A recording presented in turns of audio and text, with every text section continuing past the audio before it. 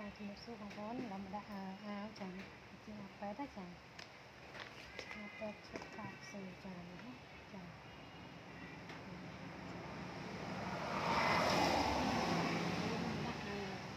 អាប៉ាវចាអាប៉ាវខាងក្រោមពីរហើយខាងលើមួយហើយអាប៉ាវខ្ញុំបានដេររួចរាល់ហើយអត់រួចរាល់ហើយឥឡូវខ្ញុំដាក់ចាជើងតកនេះមកចូលក្នុងជើងមកដាក់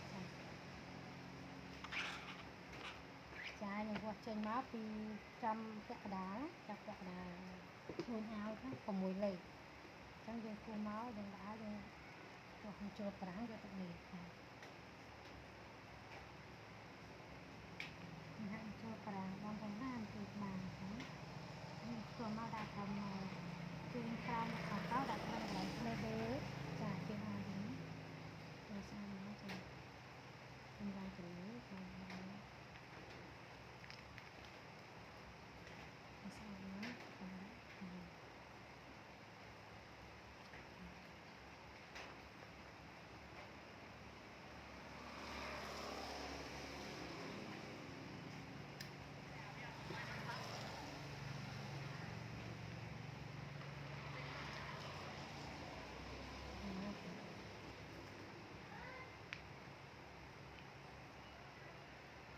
cho hết rồi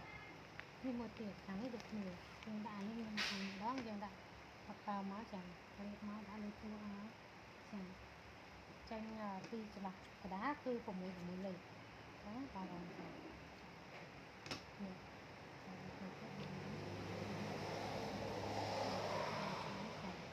lên một rồi nhé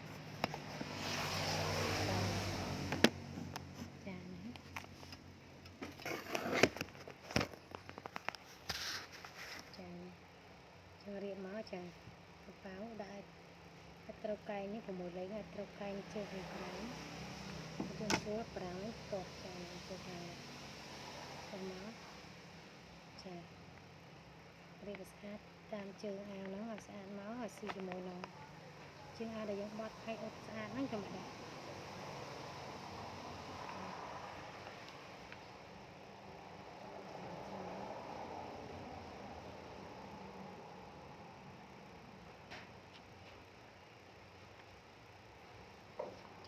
រៀបផងស្អាតមក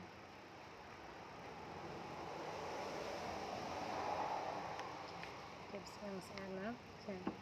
ហើយចាំយកត្រីនេះស្អាតមកចារៀបស្អាតទៅឲ្យចាំយើងយកទៅដេរចឹងចា